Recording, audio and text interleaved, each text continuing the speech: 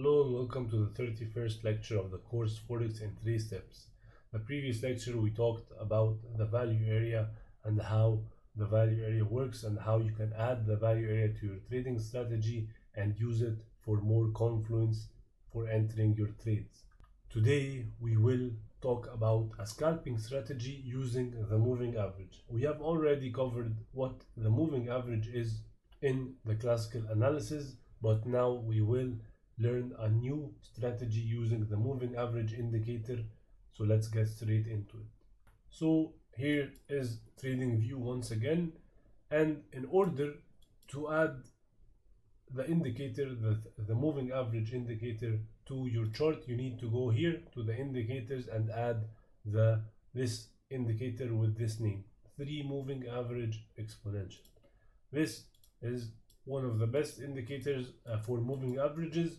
You can find lots of moving averages indicator, but I like to use the exponential one, and I like to use this one because you have 3 types of lines, and each line you can choose the number of candles you want the line to average. So basically, what is this line saying? A line here basically sums up the previous amount of candles, X amount of candles, which is indicated here by your input.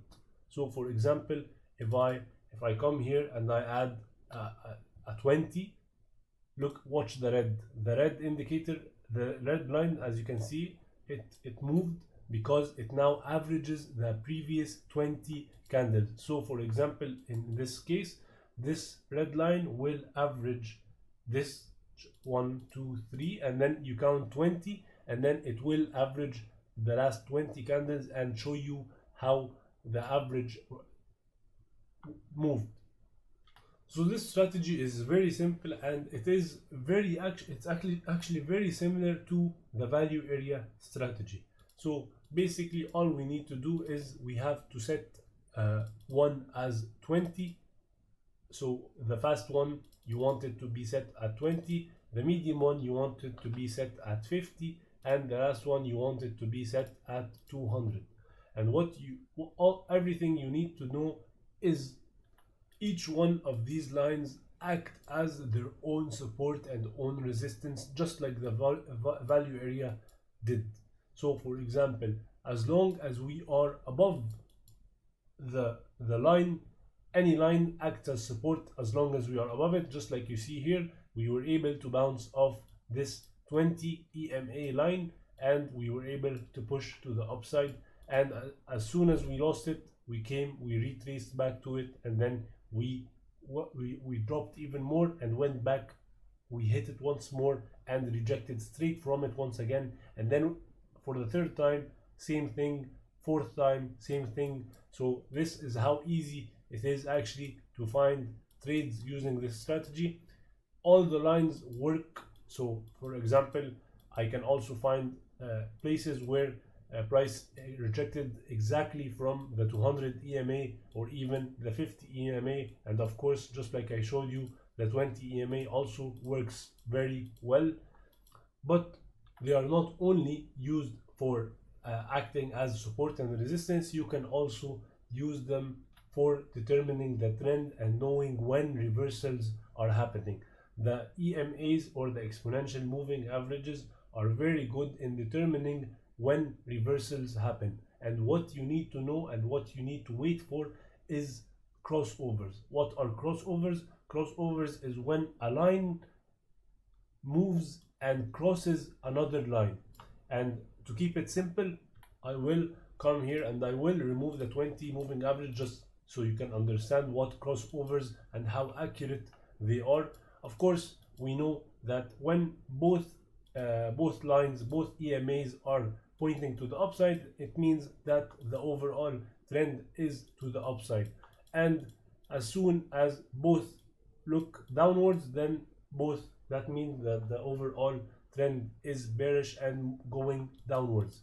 But I want to show you how important and how crucial it is to watch for these crossovers. All you need to do is wait for the 50 EMA to cross bullishly the 200 EMA. So in this case, I'm waiting for the orange line to cross completely the green line. And as soon as this happens, as you can see here, we can see how much aggressive price started to pump and go to the upside very aggressively. And as you can see, this was an indication. As soon as this happened, this was an indication that price wants to reverse and wants to go to the upside.